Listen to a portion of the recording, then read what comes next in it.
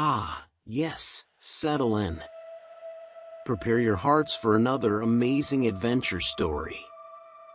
Except the only thing amazing was how I managed to survive. And adventure is the fancy name we give to a sequence of bad events that happen far from a couch. So, yes, enjoy the show of the whiny nerd. You know that moment when you realize you should have learned to say no? Yeah.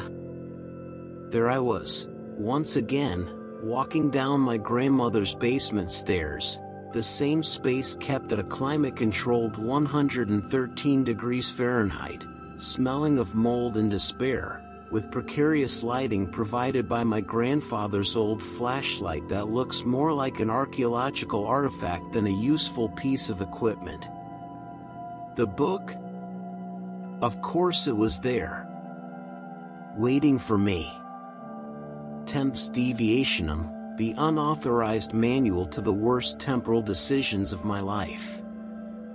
And as always, because my brain needed a stimulus that wasn't my grandma's musty smell, because curiosity screamed louder than common sense, because I'm me. I opened the book. The old pages made that classic B-movie adventure sound, and there it was, another spell, another trip, another chance to get monumentally screwed. I read it. Out loud, of course. Because who needs good judgment when you have a hoodie with holes in it and a brain that ignores all the lessons from previous trips? In tempus, blah blah, obscurum, temporis, blah. Titanic, wait. Titanic? I didn't read TH. And thawed. The first thing that hit me wasn't a sight, but a smell. A complex and, frankly, unpleasant mixture. It smelled of sea salt, which was to be expected. It smelled of machine oil and cold metal, which was a bit more specific. And underneath it all, a sharp, persistent smell of smoke. Not the clean smoke from a chimney, but the dirty smoke of something burning where it shouldn't be. It smelled like a barbecue gone very, very wrong. I opened my eyes. I was no longer in Grandma's stuffy basement. I was in a narrow, long, and poorly lit corridor. The walls were an industrial white, riveted with metal plates. The floor vibrated beneath my feet, a deep and continuous resonance that made my teeth with their braces tremble. It was the kind of vibration you feel in your chest, the rumble of a giant, sleeping beast. Great. Another place without the slightest comfort. I had landed, obviously, in a service area. No ballrooms or sun-drenched decks for me. The book had a peculiar sense of humor. It probably threw me here so I wouldn't dirty the expensive carpets. The air was icy. A damp cold that seeped into your bones. My hoodie, the faithful companion of all my misfortunes, felt as useful as a screen door on a submarine. I rubbed my arms, trying to generate a warmth that simply wasn't there. Wonderful, Ned, I muttered to the empty corridor. From the basement sauna to an industrial freezer. At least the trip was free. I started walking, aimlessly, just following the corridor. The only direction that seemed to make sense was away from the smell of smoke, but curiosity, that chronic character flaw of mine, made me go right towards it. The smell grew stronger, and now it mixed with heat. A specific wall, to my right, was radiating an abnormal wave of heat. I placed my hand on it. It was hot. Really hot. Two men in soot-stained overalls walked past me, speaking quietly in a heavy Irish English. They didn't notice me, or if they did, they took me for just another lost soul, a nobody in the labyrinth that was the ship's belly. "The order is to keep our mouths shut," said one of them, the shorter one. "Mr. Bell doesn't want to panic. Keep hosing it down, but the main thing is to get the coal out of there as fast as possible and into the furnaces." The other, taller and with a mustache that seemed to have a life of its own, spat on the floor. "Into the furnaces? Are we feeding the fire to put out the fire? The whole thing is glowing red hot in there. That bulkhead's going to give way if we don't get it under control. Orders are orders. Mr. Ismay wants to be in New York by Tuesday. Full speed. And for that, we need coal. Even the stuff that's on fire." They turned a corner and disappeared, leaving me there, standing, with my hand on the hot wall and the final piece of the puzzle clicking into place in my lazy mind. The vibration. The smell of smoke. The accent. Mr. Ismay wants to be in New York by Tuesday. I was on the Titanic. And not just on the Titanic. I was next to coal bunker number 6. Ah, the famous secret fire. That little detail that the White Star Line did a spectacular job of sweeping under the most expensive rug they could find. A fire that, according to the records I had studied so much, had started days earlier, while still in the shipyard in Belfast. They couldn't put it out. They simply couldn't. And the brilliant solution from one of the world's largest shipping companies was, let's just set sail anyway. What's the worst that could happen? It's the equivalent of noticing your gas canister is leaking and deciding the best solution is to light a cigarette to get a better look at where the smell is coming from. I knew, with the precision of a nerd who had spent late nights reading about it, what was happening on the other side of that steel wall.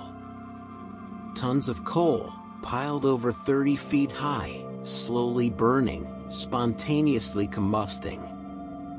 The temperature inside could reach over 1,800 degrees Fahrenheit. And here comes the fun part of Metallurgy 101 for dummies. Steel, when exposed to such intense and prolonged heat, loses its structural integrity. It becomes brittle, fragile. The engineers of the Titanic, in their infinite wisdom, boasted about the whole steel, nearly an inch thick. But heat that same steel to 1,800 degrees for days on end, and it becomes as tough as a saltine cracker. And the supreme irony, the kind of cosmic joke that makes me believe the universe has a sense of humor as acidic as mine, is that this superheated metal wall, this weakened bulkhead, was exactly, precisely, the part of the hull that, in a very few days, would have a less than friendly encounter with a 100,000-ton iceberg. It was as if the ship were being prepared for the final blow, marinated in fire before being served on ice. A recipe for disaster, sponsored by denial, greed, and haste. The haste of J. Bruce Ismay, the big boss of the White Star Line, who was on board and wanted a triumphant debut, breaking speed records on the Atlantic crossing.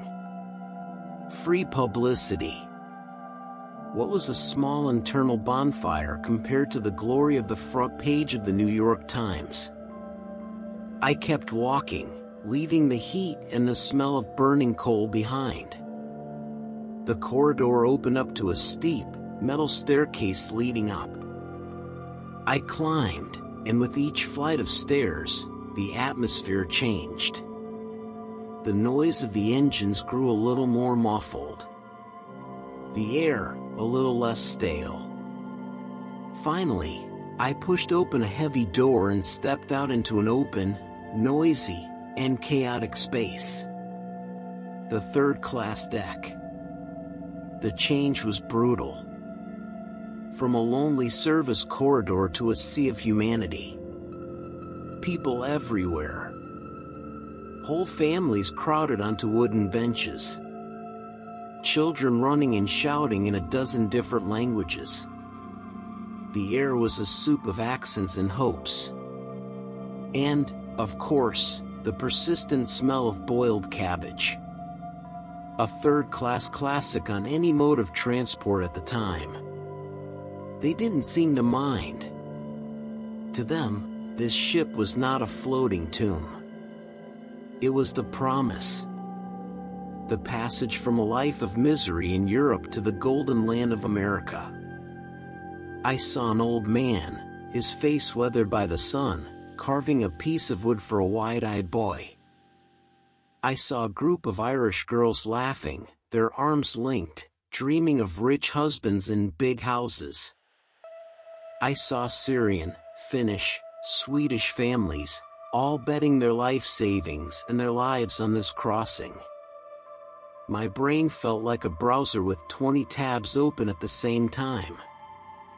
I saw an old man, his face weathered by the sun, carving a piece of wood for a wide-eyed boy. I saw a group of Irish girls laughing, their arms linked, dreaming of rich husbands in big houses. I saw Syrian, Finnish, Swedish families. Each face was a story, and my attention jumped from one to the next, trying to absorb everything at once, unable to focus on any single one for more than a few seconds. They didn't smell the smoke. They didn't feel the vibration as a bad omen. They felt the vibration of progress. The smell was the smell of the ship that would take them to freedom. Ignorance, sometimes, is a blessing. A terribly ironic blessing. I leaned against the rail, the cold North Atlantic wind cutting across my face. The sky was gray, the sea a dark, churning mass. It was beautiful, in a melancholic and frightening way. I was the only one there, on that crowded deck, who saw all of this not as a beginning, but as an end. Every laugh, every animated conversation, every shared dream was a funeral note in a symphony only I could hear. I was a ghost from the future, haunting the past. And worst of all, I was hungry. And cold. And I had an immense desire to be in my bed, complaining about my internet provider, not about an imminent disaster. I stood there for an unmeasurable amount of time. Observing. The third-class passengers were kept strictly in their area. There were gates, grills, that separated them from the upper decks. At the time, the official excuse was quarantine, to prevent the spread of diseases from the dirty immigrants to the high society in first class. How convenient. These same grills, in a few days, would become the walls of a death trap, preventing hundreds of them from reaching the lifeboats. The brutal class division in survival, as history books would coldly describe it. It wasn't an accident. It was a design. The ship was built with segregation in mind. And it would die the same way. I looked up. High above, far above my deck of outcasts, I could see a glimpse of the boat deck, where the rich and famous strolled, having their afternoon tea, complaining that the broth was cold or that the violinist was out of tune. They were walking on a dormant volcano, over a contained fire, over the hopes of 1,000 people locked on the lower floors, and their only concern was whether the caviar was beluga or ostra. The us versus them mentality elevated to its highest power. Human arrogance condensed into 882 feet of steel and luxury. The unwavering belief that they were unsinkable. A word the press invented and the company owners adored. Unsinkable. What a joke. Nothing built by man is unsinkable, especially when the man in question is a mix of a prideful engineer and a hurried bean counter. The sun, or whatever passed for sun in that cloudy sky, began to set, staining the clouds a sickly orange. The cold intensified. People began to retreat to the indoor areas, to their cramped cabins and hard bunks. The deck emptied out, until only I and the sound of the wind were left. And the vibration. Always the vibration. The heart of the ship, pumping blood to an already condemned body. The furnaces being fed, including with the burning coal from bunker number 6, pushing the giant ever faster towards its destiny in the middle of the icy nowhere. I knew what was coming. I knew about the deadly calm, the mirror-like sea, the moonless night. I knew about the nearby ship that did nothing. I knew about the white rockets mistaken for a party. And I knew, above all, that most of the people I had seen on that deck would not see the sunrise in a few days. And the fun part? I knew exactly how the show ended. And there wasn't a single lifeboat for my sanity. I sighed, the vapor escaping my mouth. Okay, Ned, I thought. First step, find a warm place so you don't die of hypothermia before the main event. Second step, try not to think about the fact that you're trapped in the biggest and most famous mousetrap in modern history. Mission impossible, of course. My brain, which loves a good puzzle, was already going a mile a minute, running in full-on hyperfocus mode. It connected the dots, replayed the documentaries, the statistics, the tragic stories, all at the same time, in an avalanche of information that was as fascinating as it was terrifying. The cold, the danger, all of it vanished when my mind found an interesting pattern to decipher. My search for a warm and minimally habitable place led me even deeper into the bowels of the ship. The logic was simple. If the heat from the coal bunker fire radiated to one side, the heat from the gigantic boilers that powered the engines should radiate to all the others. My theory was correct. I found a small nook, a dead end near the engine room, where the air was almost pleasant.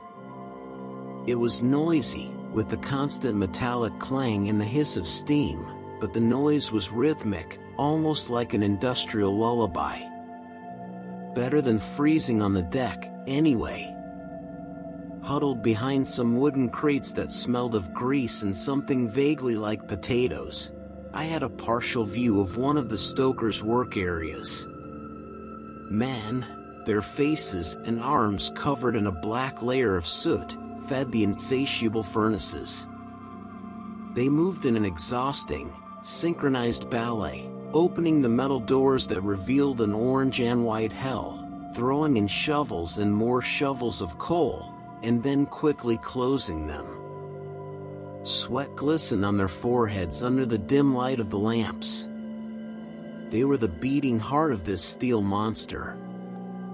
They were the ones who, unknowingly, were burning the compromised coal from bunker number 6, accelerating the ship in its race to disaster, all for a miserable wage and the promise of seeing America. Each shovelful of coal was another nail in the coffin. The irony was so thick I could taste it in the oily air. I closed my eyes, trying to use the noise as white noise.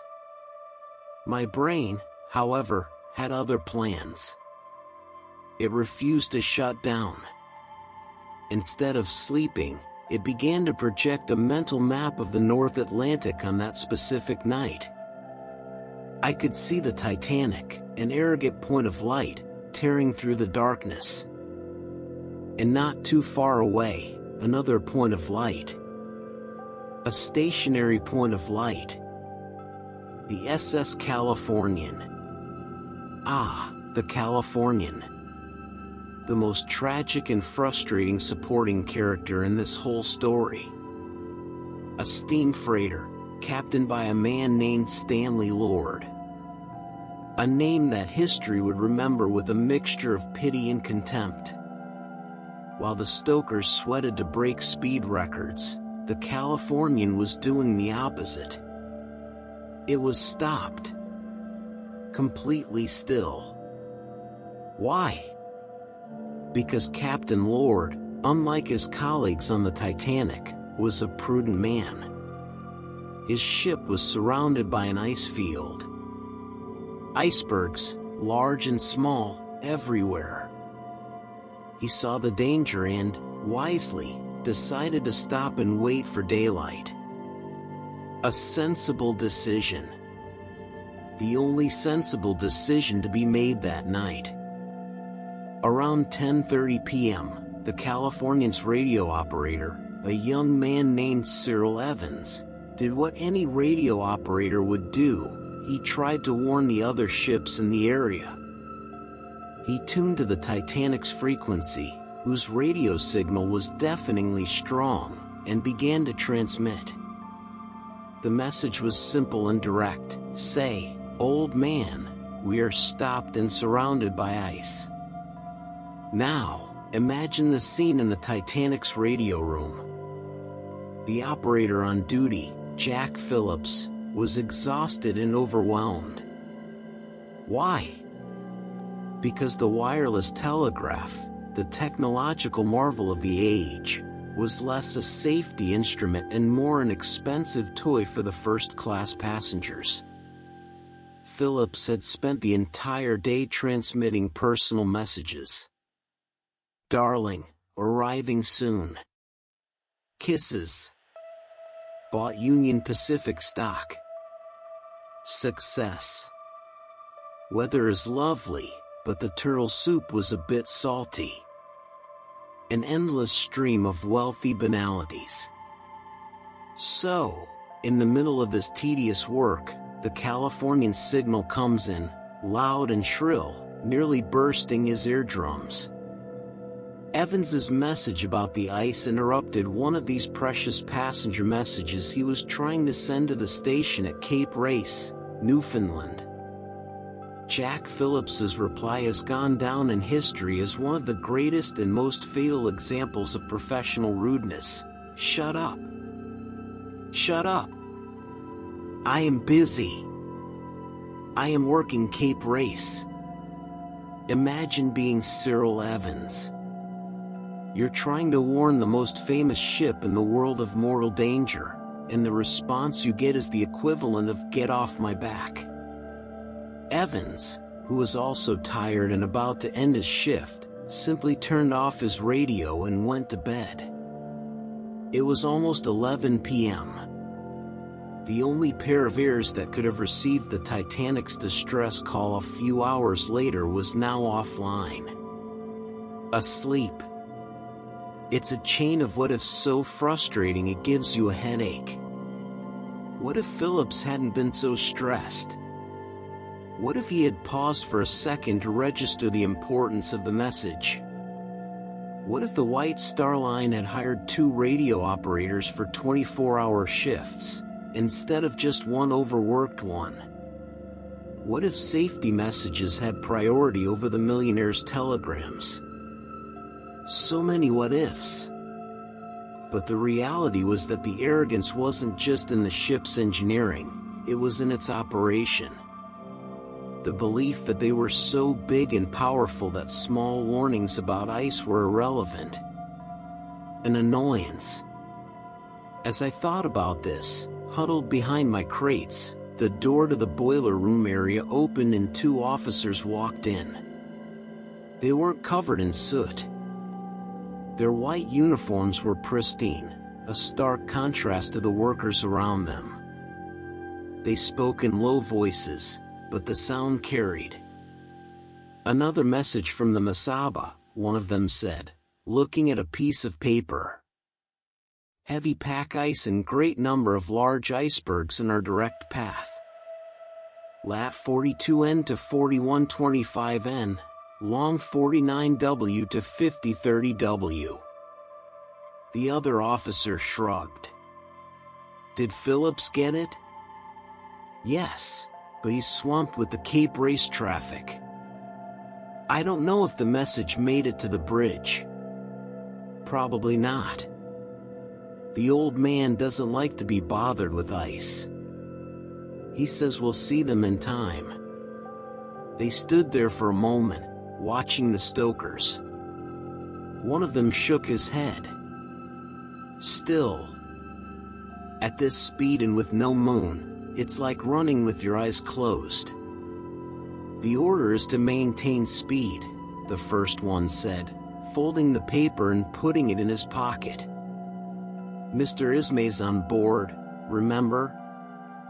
He wants to look good in the papers." They left, leaving behind an even heavier silence. The message from the SS Masaba. Another crucial warning.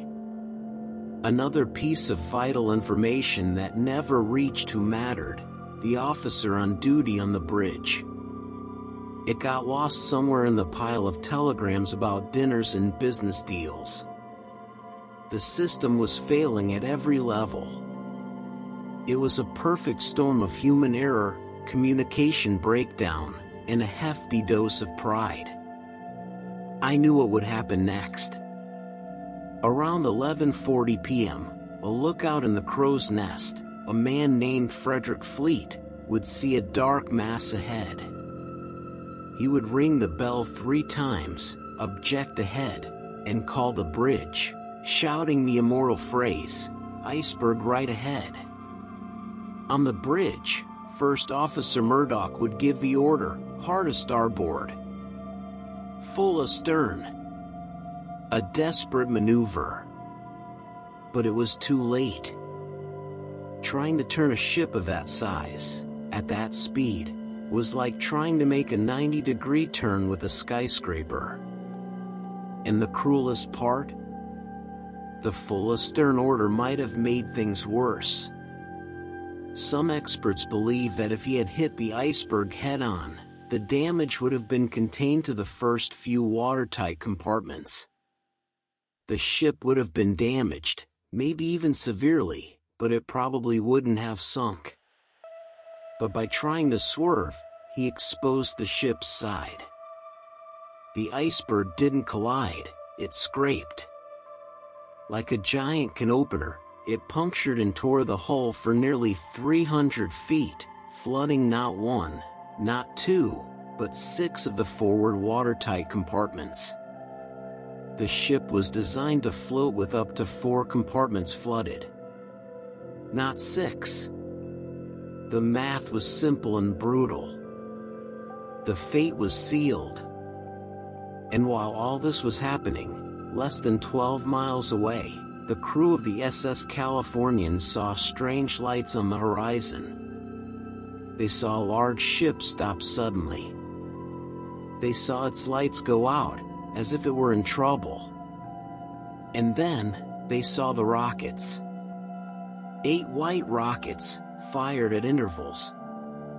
At that time, signal rockets were the last resort. The universal distress call. Any rocket, of any color, fired from a ship at sea at night meant one thing: we are in trouble. We need help. Now.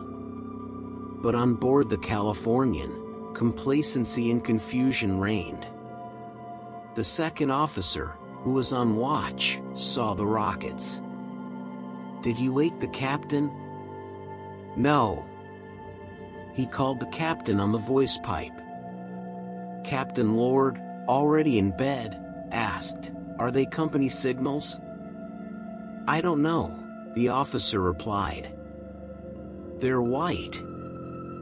Lord, perhaps half asleep, perhaps simply indifferent, didn't give the order to wake the radio operator. Didn't give the order to start the engine and investigate. He assumed they were company rockets, some kind of internal communication, or maybe even fireworks from a party aboard that luxury liner. A party. In the middle of the freezing Atlantic, at 1 in the morning. The logic was non-existent. They just watched. They saw the rockets rise and die in the darkness. They saw the mysterious ship begin to list, its lights looking stranger and stranger. And they did nothing. They were the ambulance stopped at a red light, watching the accident happen across the street. The opportunity to save more than 1,500 lives was right there, a short trip away. But it was lost in a sea of assumptions, laziness, and an incredible lack of curiosity. The noise from the boilers seemed to grow louder, or maybe it was just my imagination. I felt like a prisoner of my own knowledge. Every detail, every mistake, every missed opportunity played out in my mind in a torturous loop. I wasn't a passenger. I was a helpless witness, a historian cursed to see history repeat itself exactly as it was written, without being able to change a single comma. Exhaustion finally began to overcome me. The heat, the rhythmic noise, the mental fatigue, my eyes began to feel heavy. My last conscious thought was an image.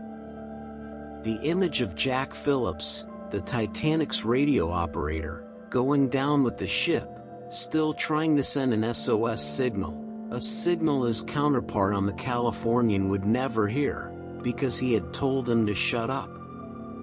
Communication. The foundation of all human society. And on that night, in the middle of the ocean, it had failed in the most spectacular and tragic way possible. The unsinkable ship wasn't just defeated by an iceberg. It was defeated by a shut up. The silence is what woke me. For hours, my lazy brain had grown accustomed to the constant hum, the rhythmic clang, the metallic heart of the ship. It had become my own private white noise, the lullaby of a steel giant. And suddenly, it stopped. The stop was accompanied by a jolt, a long, ugly vibration that seemed to scrape the ship's spine. It wasn't a crash. It was worse. It was a submarine earthquake, a shudder that came up from the floor, rattled my wooden crates, and made my teeth ache.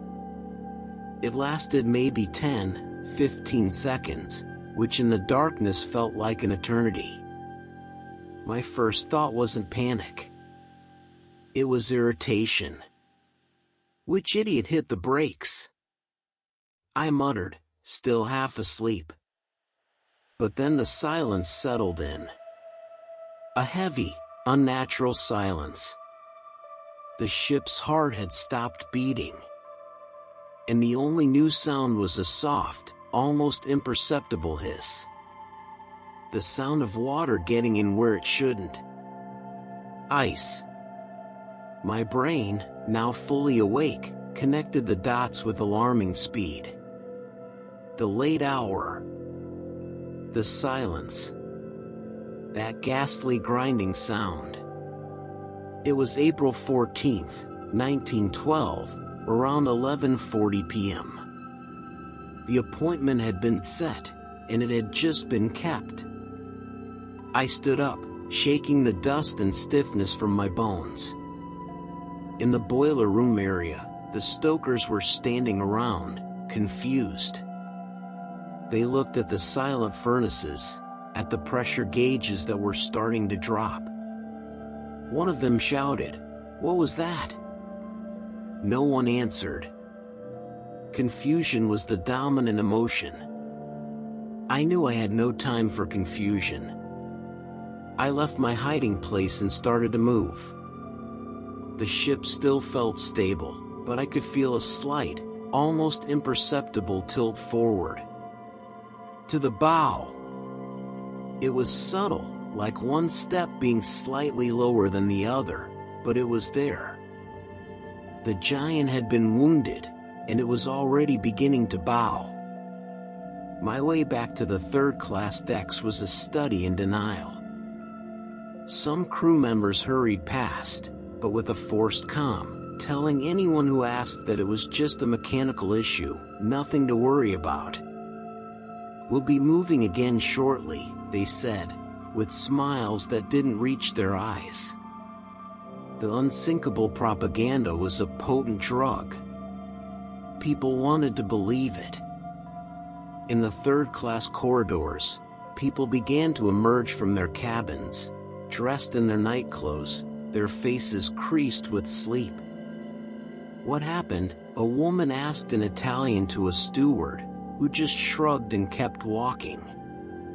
The language barrier. Another fatal factor that night. For many of the immigrants who didn't speak English, the confusion was twofold.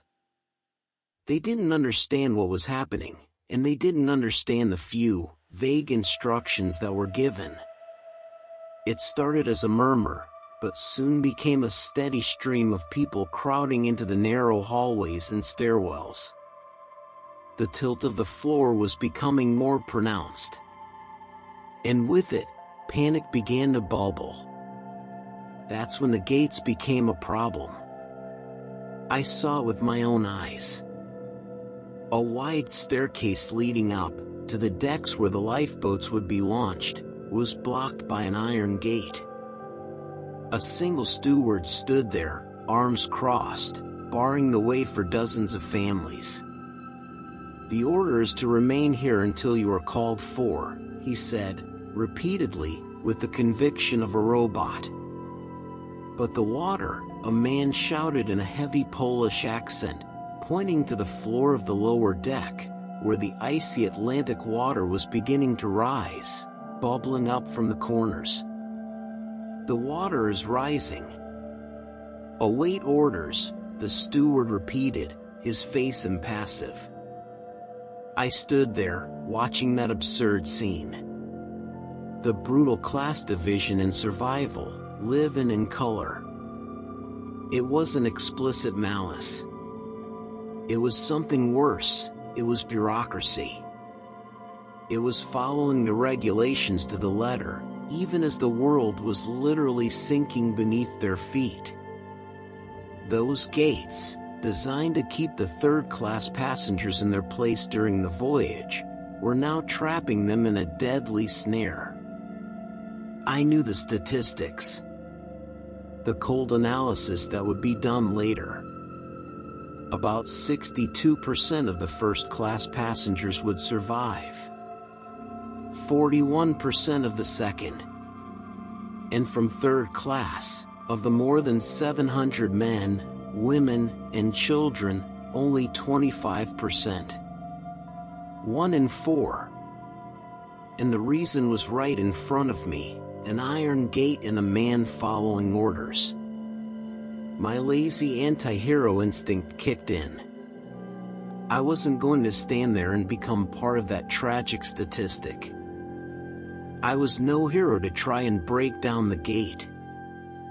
I was a rat, and rats know when the ship is sinking. I turned around, ignoring the pleas and the growing cries, and went to find another route. My useless encyclopedic knowledge of the ship's layout had to be good for something. I remembered reading about the service routes, the vertical steel ladders the crew used. They were steep, slippery, and not for passengers. Perfect for me. After a few wrong turns and nearly walking into a potato storage room that was already beginning to flood, I found one. A metal ladder, almost vertical, that went up into the darkness. I climbed. The sound of the third-class panic grew fainter below me, replaced by the sound of my own beating heart and the creak of metal under my hands. I emerged several decks higher, into a completely different world. The first-class boat deck. The scene was surreal. There was concern, yes. But there wasn't the same raw, desperate panic I had left behind. Officers in pristine uniforms moved with a studied calm. The crew was uncovering the lifeboats. And most bizarre of all, in the distance, I heard music. The ship's orchestra. They were really there, on the deck, playing waltzes and ragtime. It was the most inappropriate and, at the same time, most perfect soundtrack for that moment. A desperate effort to maintain normality, to pretend this was just a drill, a precaution. Ladies and gentlemen, please put on your life vests. It is merely a formality. I saw men in tuxedos helping their wives, who wore fur coats over their nightgowns, into the first lifeboats. The rule was women and children first. A noble rule, in theory. But in practice, it was first and second class women and children first. Because they were the ones with unrestricted access to the boat deck. The women and children of third class were still, for the most part, trapped in the labyrinths of the lower decks. And then, I witnessed the first major failure of the evacuation. Lifeboat number 7. The first to be launched. It had a capacity for 65 people. I counted. They lowered it with only 28 people on board. Less than half its capacity. Why? Fear that the boats couldn't handle the full weight. Lack of crew training. The rush. And the fact that many passengers still didn't believe the danger. They refused to leave the apparent safety of the giant ship to get into a small, fragile boat in the middle of the dark ocean. It's safer here, I heard a man say, refusing to let his wife board. Idiot, I muttered to myself. In 2 hours, you'll be begging for a piece of wood to float on. I moved through the shadows, an invisible observer. I saw Bruce Ismay, the director of the White Star Line, the man who wanted to get to New York early, rushing across the deck, gesturing, hurrying the loading of one of the boats. Later, he would find a spot for himself in one of them, which would earn him the nickname the Coward of Titanic from the press. Ironically, his haste to set sail with the fire on board and to maintain top speed caused the disaster, and his haste to save his own skin made him a pariah. The universe, sometimes, has a sense of poetic justice. The ship's list was now undeniable. The deck was visibly tilted towards the bow. The seawater was already lapping at the forward decks. The sound of the orchestra continued, a note of sanity amidst the growing madness. But the tone was changing. The cheerful waltzes gave way to more sober hymns. They knew, too. I looked at the crowd. I saw the billionaire John Jacob Astor put his young, pregnant wife, Madeline, into a lifeboat and then step back, lighting a cigar. He asked if he could join her, but the officer replied, "No, sir. Women and children first." Astor accepted his fate with stoic calm. Nearby, the unsinkable Molly Brown was helping load people into the boats, arguing with the crewmen, trying to get more people in. An unlikely heroine, who would earn her nickname not for surviving, but for her courage that night. I saw the social division in its rawest form. The calm resignation of the rich, who had lived their entire lives in control, facing the end with a kind of etiquette. And, in contrast, the desperate panic of those who had never had anything, who were now losing the only thing they had left, the hope for a new life. The ship creaked and groaned around me. They were the sounds of a dying giant.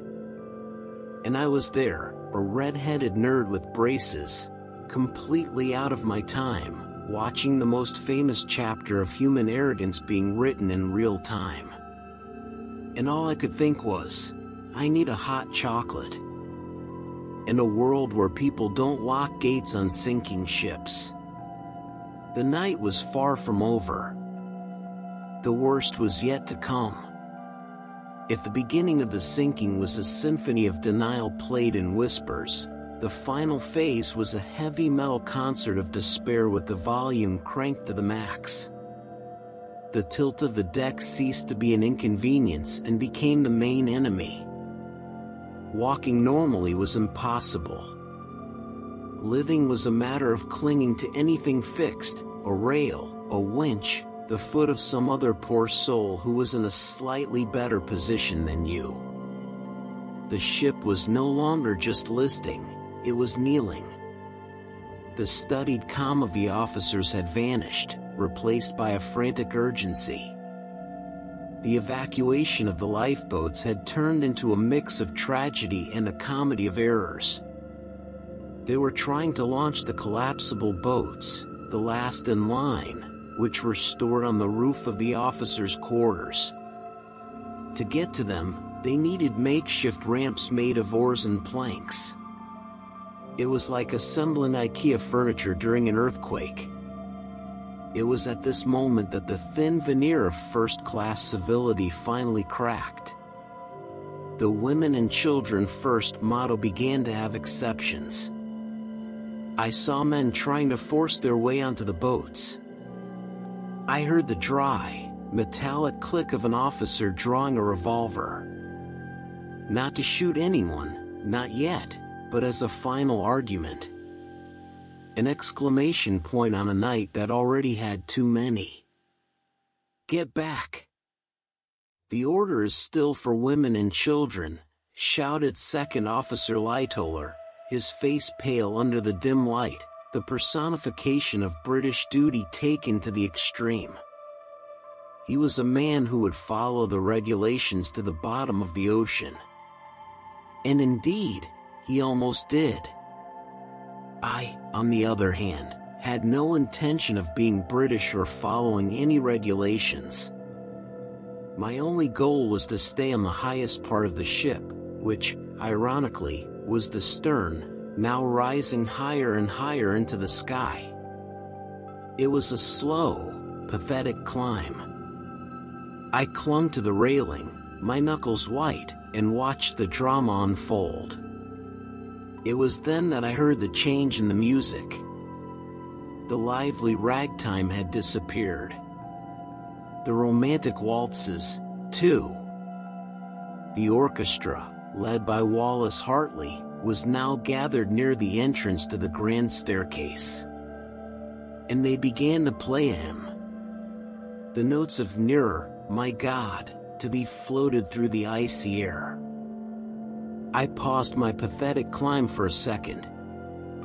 I looked at those men. 8 musicians in their uniforms, instruments in hand, playing with a serenity that did not belong in that place. There was no panic on their faces. Just a deep, calm, and incomprehensible resignation. They knew there were no lifeboats for them. They knew their fate was sealed.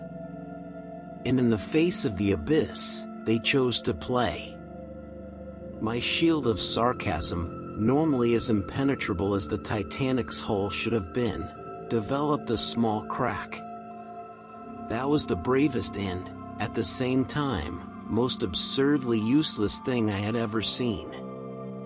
It was an act of pure humanity in the midst of inhuman chaos.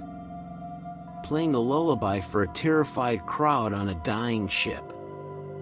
It was a gesture of such tragic beauty that it hurt. They weren't playing for the passengers. They were playing for themselves, for God, for the night itself. And I, the cynical time traveler, was there to witness it. What a terrible privilege. My attention was diverted by a movement on the bridge, now listing dangerously. I saw a figure there, solitary. Captain Smith. The old captain, who had planned to retire after this triumphant voyage. He wasn't shouting orders. He stood there, looking out at the darkness ahead, as if searching for the iceberg that had defeated him. They say his last moments were spent releasing the crew from their duties with the phrase, "Every man for himself." Others say he simply locked himself on the bridge and went down with his command. I didn't know what the truth was. I just saw a tired old man, at the end of his career and his life, swallowed by the consequence of a week of bad decisions. Not far away, I saw another figure I recognized from my books. Thomas Andrews, the architect of the Titanic himself. He wasn't fighting for a life vest. He was standing, quietly, in the first-class smoking room, which I could see through one of the large windows. He was staring intently at a painting on the wall. He knew. He, more than anyone, knew exactly what the fatal flaw was. He knew the steel was strong, but not invincible. He knew the watertight compartments didn't go all the way up to the upper decks, a design choice to create more open spaces for the rich, which allowed the water to spill over the bulkheads like water filling an ice cube tray. He was watching his greatest creation, his masterpiece, become his tomb. The expression on his face was not one of fear. It was one of deep, terrible knowledge. The agony of the creator watching his flaw manifest in the most catastrophic way possible. The noise grew louder.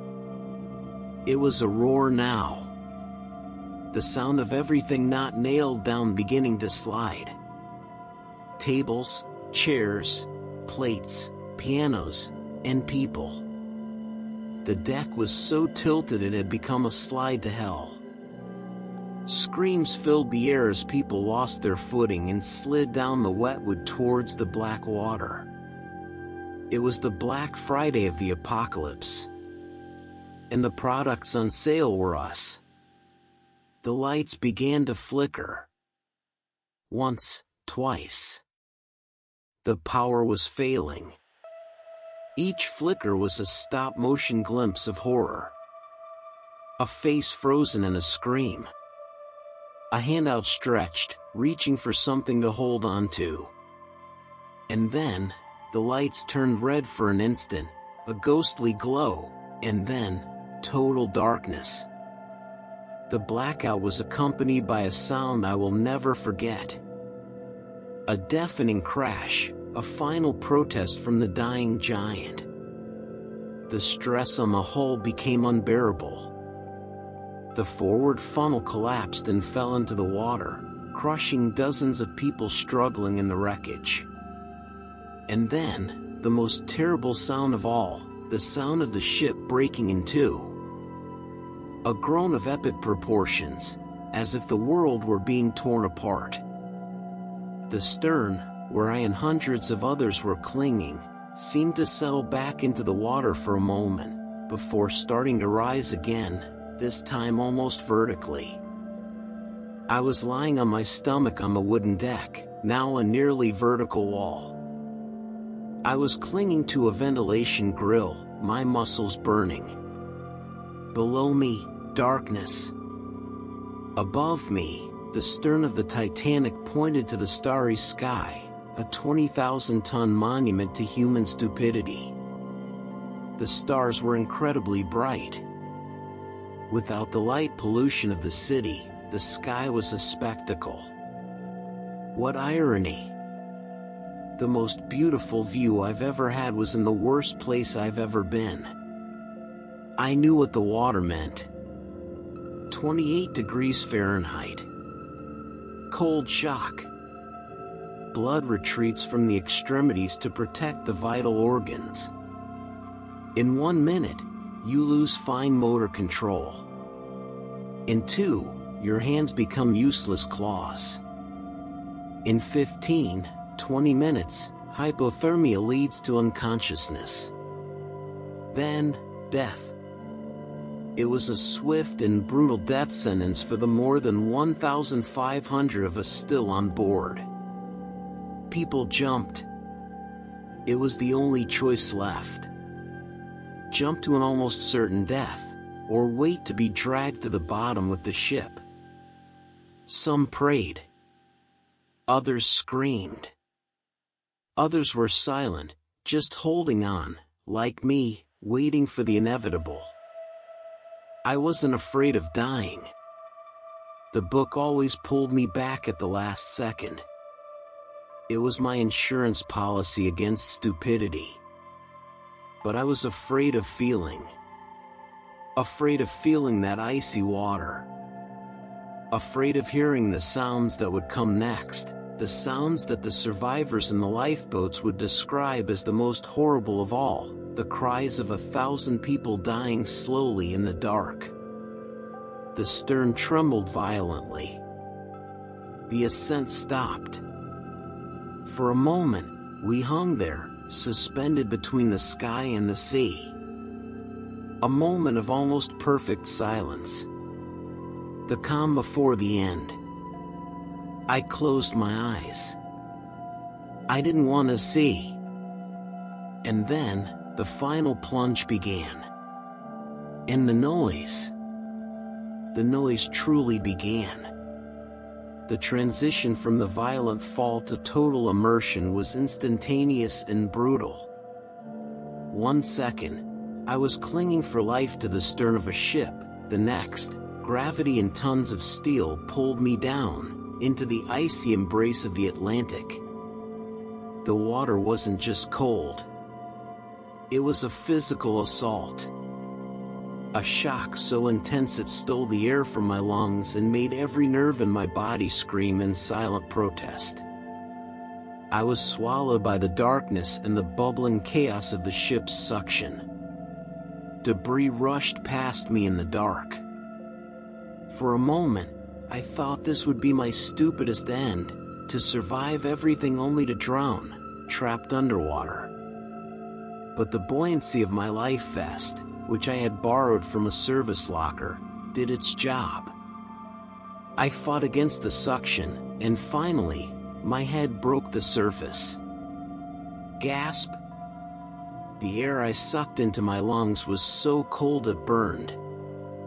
I spat out salt water and looked around. The Titanic was gone. Vanished. As if it had never existed.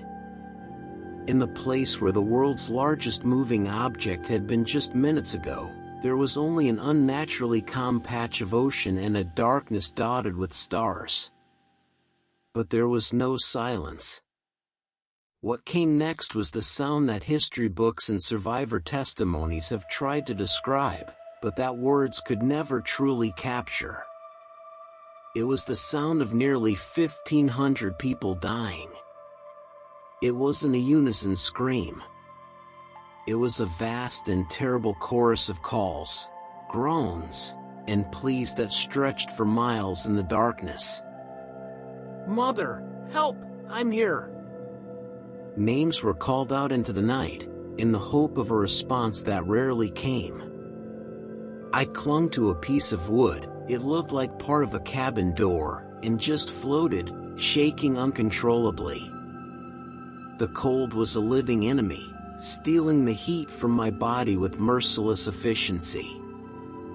My arms and legs were already going numb. I knew I had, at best, about 20 minutes before hypothermia turned me into another statistic. In the distance, I could see the dark silhouettes of the lifeboats. Stationary. Most of them were afraid to go back. Afraid that the hundreds of people in the water would capsize them in their desperation. They heard the same sound I did, but they chose self-preservation. A terrible choice, but perhaps an understandable one. They were saving the living they had, at the cost of the dying they left behind. I saw a man, not far away, with a white baker's hat still on his head, floating calmly on top of an overturned deck chair. I would later find out this was Charles Juffin, the chief baker, who had drunk a considerable amount of whiskey before the end. Apparently, the alcohol in his blood helped him fight the cold. I made a mental note, in case of a future shipwreck, find the bar. Time lost all meaning. The terrible chorus around me began to fade, the voices falling silent one by one. Until all that was left was the sound of the ocean and the lonely, distant cry of someone who refused to give up. And then, an almost complete silence. I don't know how long I was there. But eventually, the darkness in the east began to give way. The sunrise revealed the scene in its entirety. The ocean was an open-air cemetery, covered with wreckage and bodies. And on the horizon, a light. The smoke from a funnel. The Carpathia. I watched, like a ghost, as the Carpathia stopped and began the slow task of picking up the survivors. Help had arrived. Too late for most. And it was in that moment that I saw it. Floating on a leather suitcase was my book. Temps Deviationum. Oh, of course, I muttered, my blue lips barely moving. Now you show up. With the last ounce of strength, I paddled towards it. The instant my fingers touched the leather cover, the scene around me dissolved. The sound of water and wind fades, replaced by the familiar sound of a soft whirlwind and the distant laughter of a goat. And thud! I was back. Lying on the concrete floor of my grandmother's basement. The stuffy heat was the most comforting thing I had ever felt. I was still soaked, shaking violently. The book was next to me, closed, looking innocent. With a groan, I got up and climbed the stairs, leaving a trail of salt water. I went straight to the shower, in the hottest water I could stand, trying to wash away the Atlantic cold. It didn't fully work. And now here I am. Wrapped in 3 blankets, still feeling a chill that comes from the soul. And thinking about the great irony. I go through the worst night in history so that you, on the other side, can have a peaceful night's sleep. Compared to an iceberg, your boss doesn't seem so bad, does he? Think of it as my contribution to your mental health. Maybe that's the lesson in all this mess. Or maybe I'm just delirious from exhaustion. Either way, my work here is done. My worst night, for your best night's sleep. Seems like a fair trade. Now, if you'll excuse me, I have a date with a pillow and about 12 hours of oblivion. Don't wake me up until the right century. Good night, or whatever. While you're there, settling in, probably complaining that your pillow is too high or that you forgot to charge your phone, think of me. Think about your most immediate problem. Now compare it to being sucked to the bottom of the Atlantic by a 46,000-ton ship. See? You're welcome. Your life just got 100% better. That's my function here, Historical shock therapy. Today's lesson isn't about arrogance or destiny. It's about thermodynamics. Being warm is good. Being dry is even better. Class dismissed. Speaking of future lessons, if you have a morbid fascination with my terrible decisions, go ahead and hit that subscribe button. I guarantee there will be more disasters.